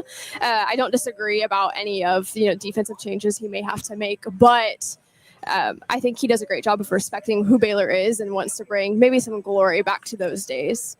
But here's what I want to see from Aranda tonight. It's what Mosley referred to when he's talking about this being the Aranda game, right? Is Kenny Dillingham, his team's going to come out and hit people in the mouth, right? You heard them just talking to Faith just now where they're saying, we're the underdogs. We come in as the underdogs. We want to come pop people. I need to see Baylor's defense do that tonight. And I think that's where all these questions come around Coach Aranda is like, do they have that same underdog chip on their shoulder mentality? Are they going to come out and play with that same aggressiveness? Yeah, I think you're right about, like, this Dillingham. We had a show this week, Scotty, where I was just kind of like, I was trying to kind of think about Dillingham and why I was so drawn to him, even during that 3-9 season. And I think it was like he had an uncommon passion. Like, there are some people I respect in this conference more than others. One is the coach at Utah who got his rear beat today. One is Sataki, Kalani at BYU. I love the guy. Yeah. I just think he has a certain mentality. But, like, for instance, Baylor would, if Dillingham were ever up for the Baylor job, here's what they would say about him. They would say, we don't think he's a fit with our mission, which, again, we're not going to get into that. But that's what they would say, because he is kind of psychotic. But in my book, he's kind of a good psychotic. He's like, he cares so much, it's like it gets a little bit out of hand sometimes. And I've seen him on the sideline kind of lose it. He's someone who needs older coaches around him to kind of reel him in at times, because he is in his 30s. So he could go one of two ways. Now, he's such a wild man that it could spin out of control, but he could become the best coach in the league. And, like, literally, if I were UCLA or Virginia Tech, and I don't think either one of those schools can get him, but let's say a really good job came up, like Florida, for instance. Like, and you're like, who would Florida go after right now? Like, I would totally go after this guy. Like, he's great. I think he's incredible. But it's what makes it kind of a fun matchup tonight, because on one hand you have the quiet, weird, surreal, whatever genius in Aranda, movie lover. Yeah, just kind of movie references. And then you have a dude, Berenstein Bears reader, who's just a wild bucking bronco. Yeah. But when people say, I want this, or I want more emotion, this is the guy they're talking about. Is this Dillingham. And there'll be a moment tonight where we look over there and we'll all be in the stands tonight or in the press box or wherever, and we'll look over there and he will lose it. He will lose it. That doesn't mean that's the right way to handle it. I'm just saying we have opposites. we have a young, energetic, crazy man versus a dude who almost there's no comparison. Like if you say, who's like Dave Aranda in college football, you really can't come up with one. I can come up with a few who are like Dillingham, maybe even the guy at Nebraska. But we need to catch up on some of these scores, by the way. Goodness gracious. Well, maybe you can pull that up while we go to this. All Speaking right. of parallels, right? Somebody who has quite the personality, and I say that as a compliment, is Jake Plummer. I got to talk to Jake yesterday, and he actually was comparing Sam Levitt to himself, which in a favorable way. Jake telling me why he loves Sam Levitt and is never going to count Arizona State out of a game as long as that dude is playing quarterback. He is going to make the throws that we're expecting him to make, and then he's going to also make some crazy plays like, what did I just see? We had him wrapped up in the backfield, and he broke 3 tackles and rolled to his left, then back to his right, and then sprinted 30 yards down the field. I mean, he is a playmaking machine, so quick. He's got a good arm, and it's his confidence and leadership that I think that puts ASU in every ball game they have this year. Like, seriously, down 15, down 20, whatever it is, they're never going to stop. And that's because of Sam's belief that, hey, we can win every game. And so that's a really plus for ASU. We got a leader back there now. We got a guy that we can count on, and that maybe he doesn't play great or perfect every game, but we know he's going to bring it. Therefore, we all got to bring it too. And that's what I really enjoyed about this young man and how he approaches the game.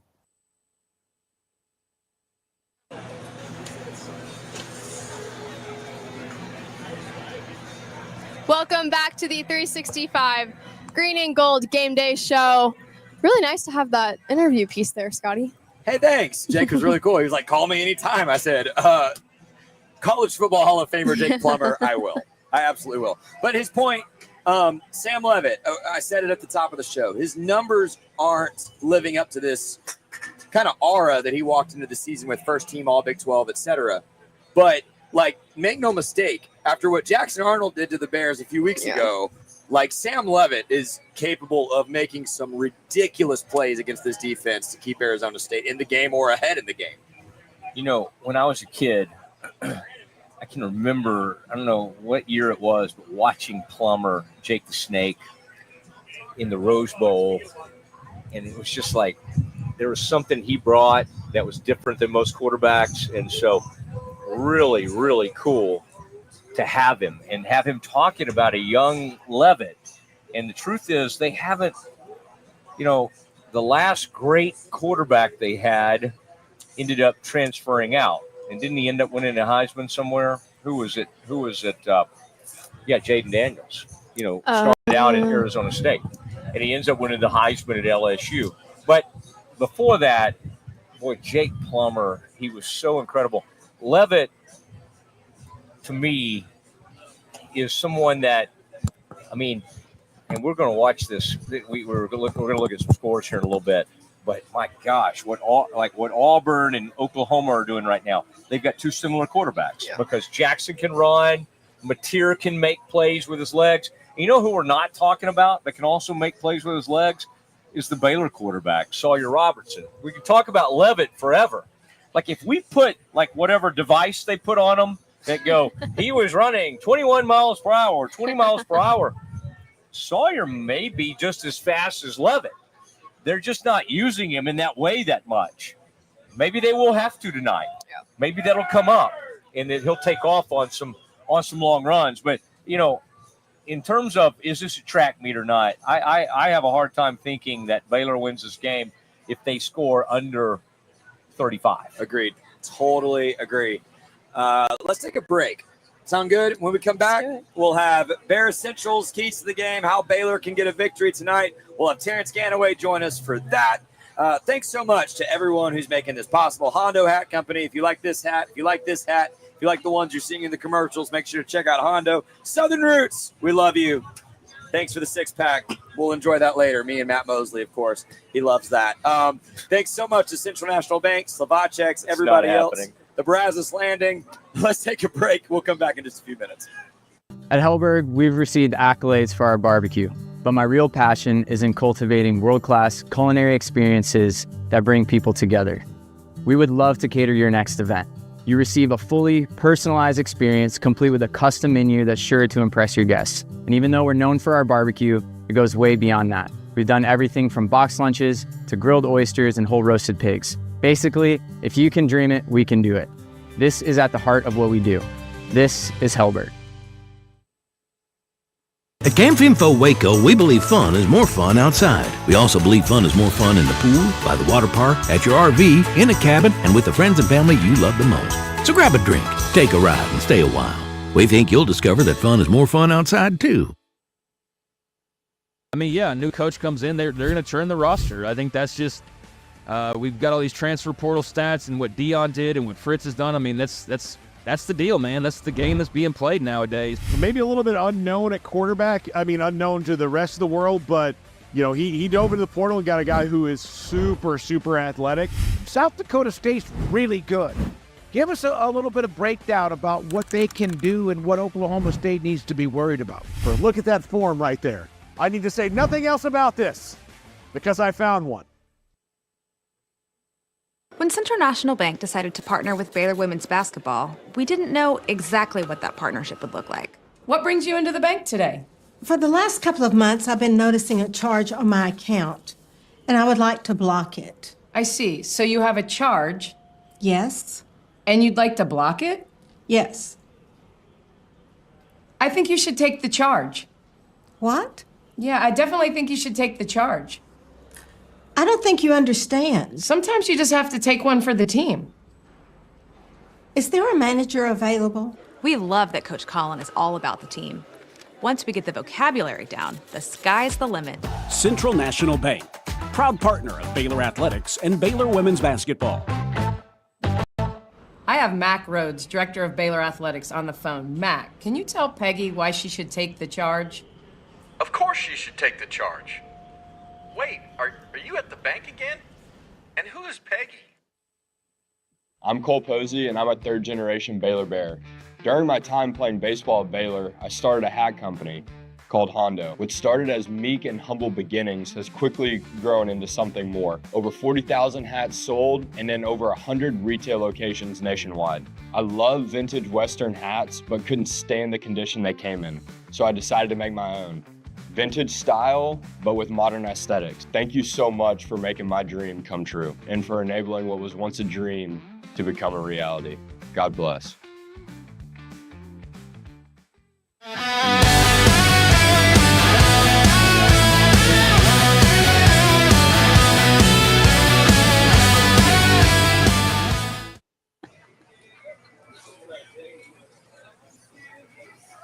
Welcome back to the 365 Sports Green and Gold Game Day Show. Thanks for sticking with us. A couple more minutes here, but we're going to look at some scores. Y'all good with that? Absolutely. Look at some scores. All right. Got Auburn, Oklahoma. Auburn is up 17-16. Guys, we need that, Matt. I made a bet with Matt Mosley on the show this week. He told me I was crazy. I said Auburn's going to win that football game. I like being right. That thing, how much time's left? See? 4 minutes, 54 seconds. They got it. Fourth quarter. They got it's it. a lot of game left. Jackson a lot of game. Arnold. We've got, Kent State, Florida State, 66-10. That's okay. I didn't need to know that one. No, thanks, no. What guys. on that Nebraska-Michigan game? We do need to know that. Final, Michigan 30, Nebraska 27. Oh, there'll be a great post-game speech at least. Purdue, Notre Dame 34, Purdue 16. Going into half. That's all I got, boys. Nothing else has started yet. Some of those early scores. Let's update. It's like that Tech game was Tech. that was a huge win for Texas Tech today over Utah, 34-10. Yeah, Tech got several touchdowns there late, like 2 or 3 late in that fourth quarter. Yeah, and then SMU loses, right, in Fort Worth, Yes. 35-24. And those are some of the early games. Tennessee all over UAB. What was that final score? Did Ole Miss ran Tulane out of the building? Final, 54 or 45-10. I thought a huge game for like playoff purposes. You're like, oh man, this is a group of 5. Who cares? Well, Like Memphis is in the conversation, guys. Group of 5 gets a team in. They do. And they're guaranteed Arkansas one. is down there with a minute left. All they got to do is kick a field goal, and they win the game. And they fumble. They fumble at the end of the game, and Memphis wins that game to take down the Razorbacks. That was big. That was a great win for Memphis. One of my red herring coworkers told me absolutely. They're going to sponsor this show at some point. Told me that he had put a little coin on Memphis to win that game. So he's probably a happy guy tonight. Speaking of winning the game, it's time, y'all. It's time. We are so close. Kickoff, Arizona State here in Waco. Baylor Bears trying to go 1-0 in conference play. What are the Bear essentials in order to defeat the Sun Devils tonight? You know, I want to keep saying run the football. Yeah. And I just don't know that they have what it takes right now, and they're not in a good way there. It would take so much pressure off Sawyer if they could do that. So I think that's key, to see if it's there, to try to. And sometimes, as we've learned from Dave Aranda, sometimes you have to throw the run game open. Sometimes you have to come out, throw the football, and then try to run the ball. And so I think it's going to be a complimentary football there. And then let's watch one little thing. I'm not usually a special teams guy, but I'll say this. Texas State, and I watched some of the game against Arizona State just to get a feel for this. Texas State did have a 41-yard kickoff return. They stung them a little bit on that. I'm ready to see Cameron or somebody in that return game. Cole Wilson looking good on kick returns. Yeah. How about that? Yeah. Like even the guy they had last year that transferred him from Nevada, he had a couple of huge kickoff returns at one point. Like Baylor needs to be good in special teams. And I know Dave Aranda hates to punt, and so we won't see a lot of punting. But when they do have to punt, that guy is a weapon. Yeah. He's a great punter. He is. So, yeah, I know y'all are hoping I would talk punting, but I think, every time he punts, he had 4 punts in that last game. I do not think it'd be good, though, if Baylor wins that, special teams player of the week award again. That was bad. Unless Josh Cameron wins it for running one back. Okay. Unless one of the returners. I think you're right about that. So those are my keys.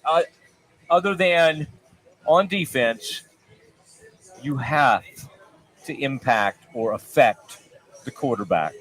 And I think you got to make him uncomfortable early.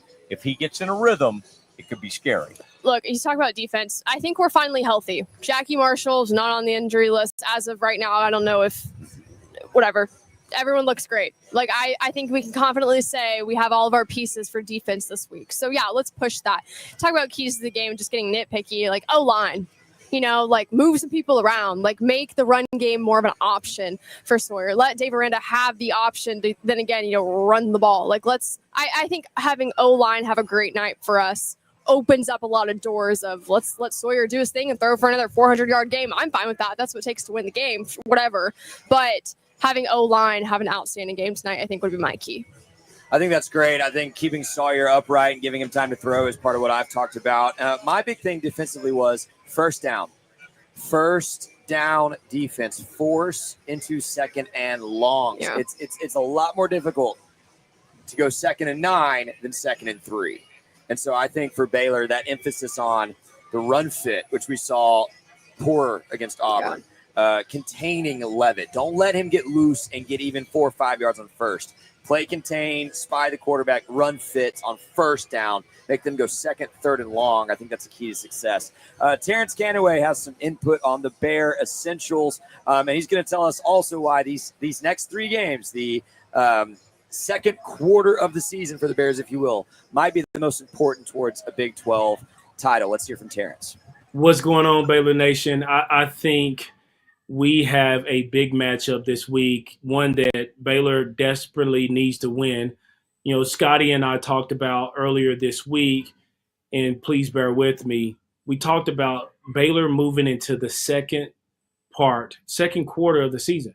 These next three games are critical. Oklahoma State, Kansas State, right there in the horizon. But there's never been a bigger game to start out Big 12 play than there is one right now under Dave Aranda in year 6. Second-year defensive coordinator, play caller Dave Aranda. Second-year offensive coordinator, play caller Spavital.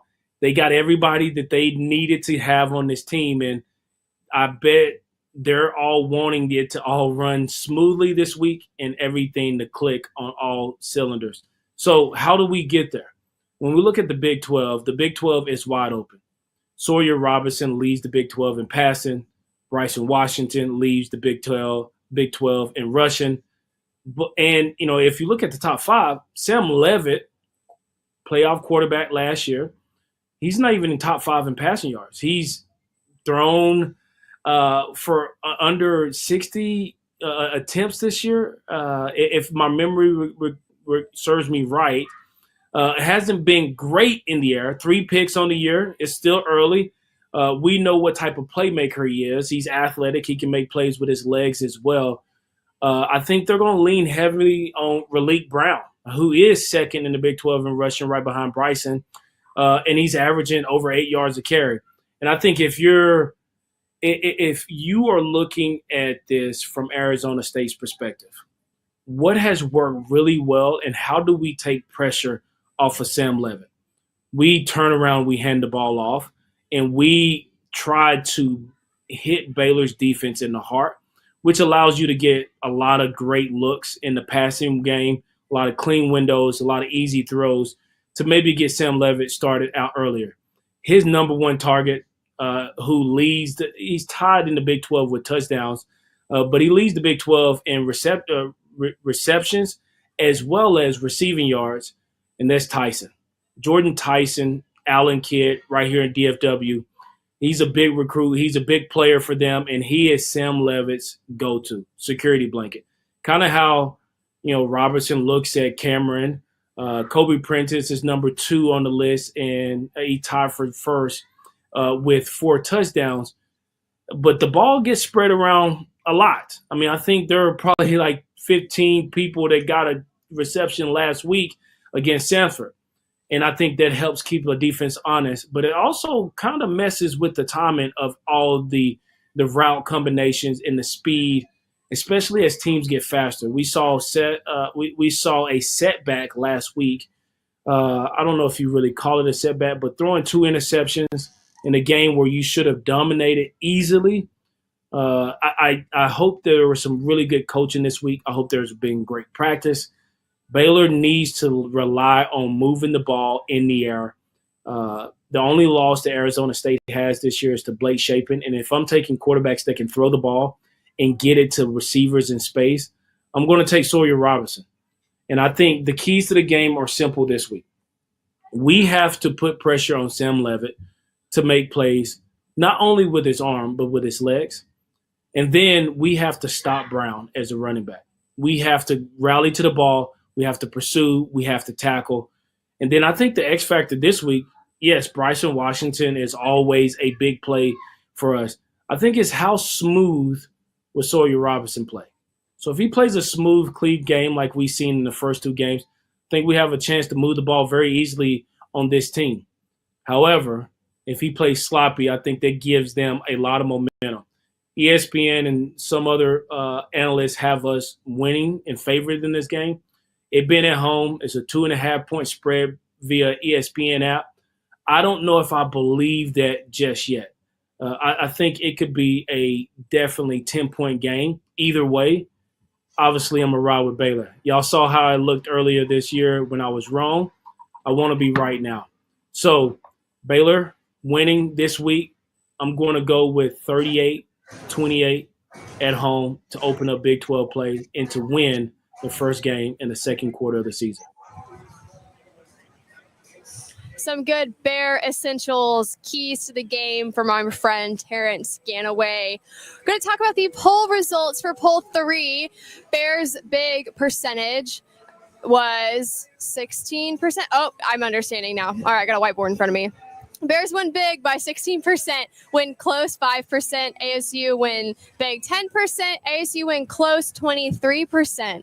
So we have ASU fans in our poll, is what I'm assuming. I think the biggest one appears to be I think people do have the Bears winning by a close margin. 51% of the vote comes in, and so is it time for me to give my thoughts on what the Bears will do? I really think that they're going to find a way. What do you guys? What's wrong? Scotty just has a smirk on his face. 31. My face is funny. 31-28. The Bears find a way tonight.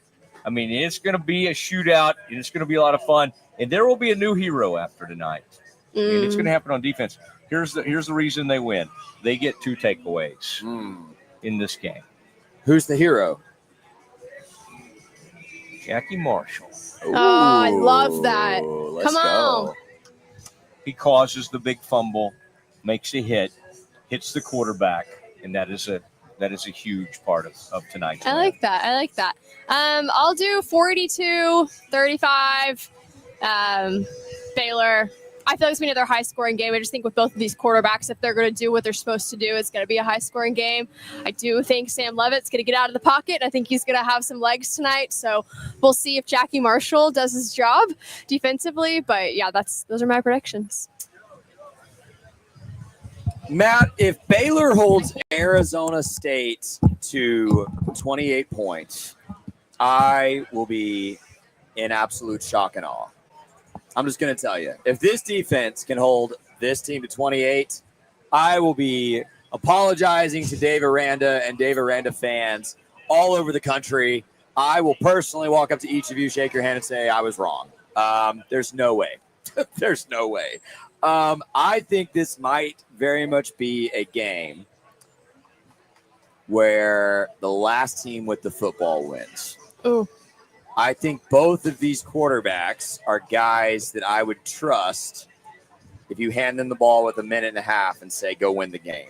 These are 2 quarterbacks that will say absolutely. And if you're a fan, you probably feel pretty good about it. Yeah. I go back to when Baylor scored a touchdown late in the fourth quarter last year here against TCU, and my dad said, game over. And I looked over and said, no, it's not. And it wasn't. There were 2 more scores. That's the kind of game this is going to be. Yeah. I'm going to say 45-44 Bears.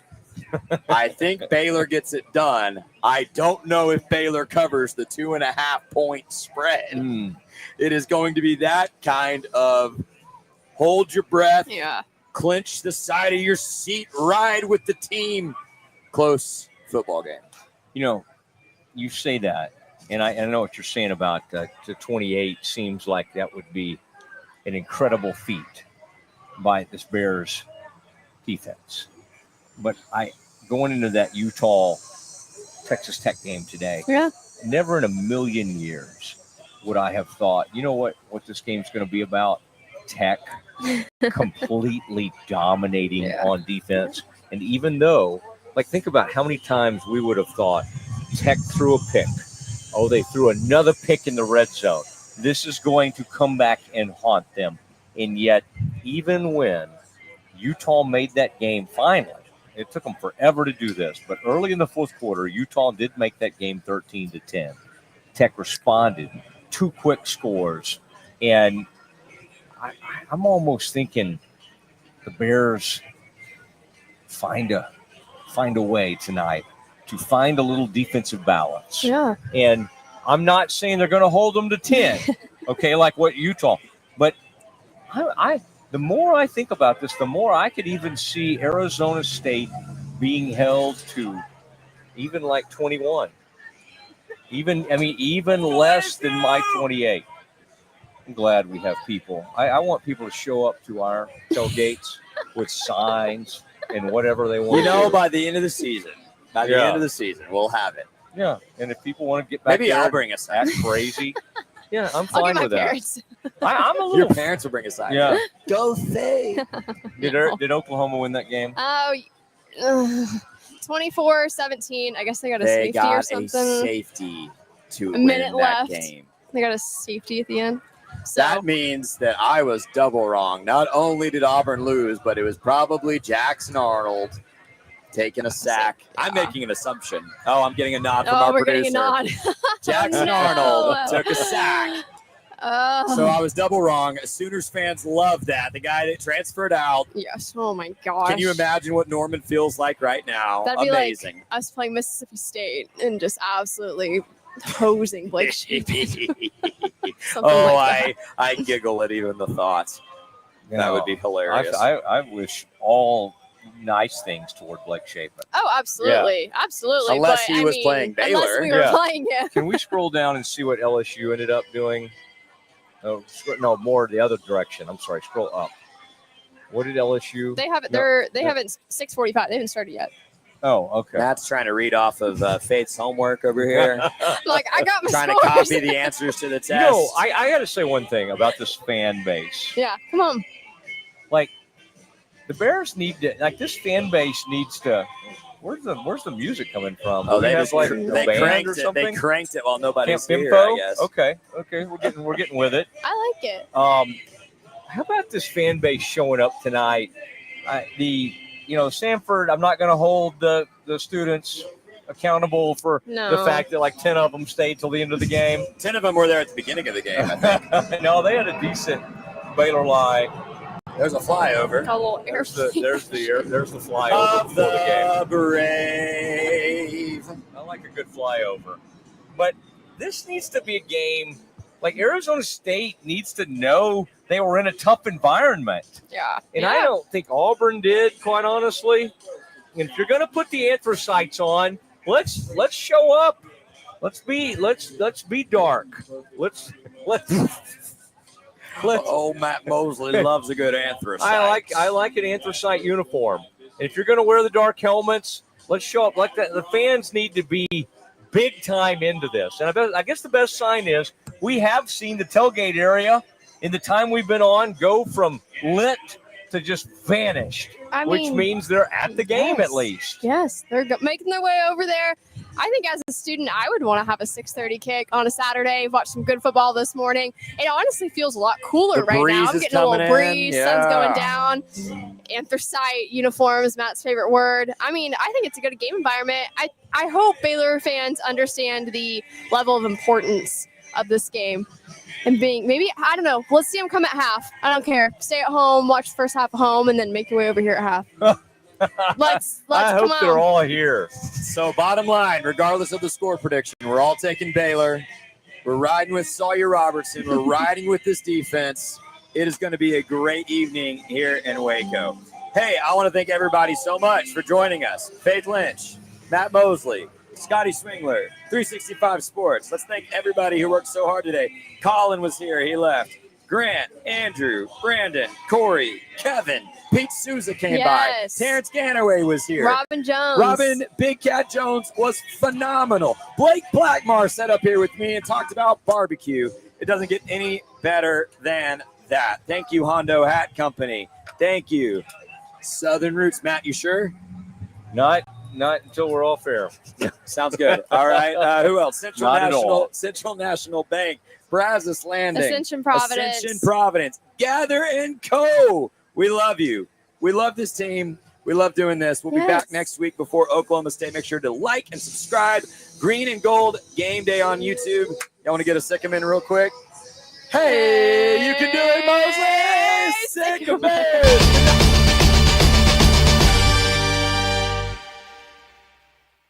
Falconberry Construction is now Gather & Co. Kitchen and Bath. Check out gathercoremodeling.com. Thanks so much for sponsoring Green and Gold Game Day. At Hellberg, we've received accolades for our barbecue, but my real passion is in cultivating world-class culinary experiences that bring people together. We would love to cater your next event. You receive a fully personalized experience complete with a custom menu that's sure to impress your guests. And even though we're known for our barbecue, it goes way beyond that. We've done everything from box lunches to grilled oysters and whole roasted pigs. Basically, if you can dream it, we can do it. This is at the heart of what we do. This is Hellberg. At Camp Info Waco, we believe fun is more fun outside. We also believe fun is more fun in the pool, by the water park, at your RV, in a cabin, and with the friends and family you love the most. So grab a drink, take a ride, and stay a while. We think you'll discover that fun is more fun outside, too. I mean, yeah, a new coach comes in, they're going to turn the roster. I think that's just we've got all these transfer portal stats and what Dion did and what Fritz has done. I mean, that's the deal, man. That's the game that's being played nowadays. Maybe a little bit unknown at quarterback. I mean, unknown to the rest of the world, but he dove into the portal and got a guy who is super, super athletic. South Dakota State's really good. Give us a little bit of breakdown about what they can do and what Oklahoma State needs to be worried about. Look at that form right there. I need to say nothing else about this because I found one. When Central National Bank decided to partner with Baylor women's basketball, we didn't know exactly what that partnership would look like. What brings you into the bank today? For the last couple of months, I've been noticing a charge on my account, and I would like to block it. I see. So you have a charge? Yes. And you'd like to block it? Yes. I think you should take the charge. What? Yeah, I definitely think you should take the charge. I don't think you understand. Sometimes you just have to take one for the team. Is there a manager available? We love that Coach Collin is all about the team. Once we get the vocabulary down, the sky's the limit. Central National Bank, proud partner of Baylor Athletics and Baylor women's basketball. I have Mac Rhodes, director of Baylor Athletics, on the phone. Mac, can you tell Peggy why she should take the charge? Of course she should take the charge. Wait, are you at the bank again? And who is Peggy? I'm Cole Posey, and I'm a third-generation Baylor Bear. During my time playing baseball at Baylor, I started a hat company called Hondo, which started as meek and humble beginnings, has quickly grown into something more. Over 40,000 hats sold, and then over 100 retail locations nationwide. I love vintage Western hats, but couldn't stand the condition they came in, so I decided to make my own. Vintage style, but with modern aesthetics. Thank you so much for making my dream come true, and for enabling what was once a dream to become a reality. God bless.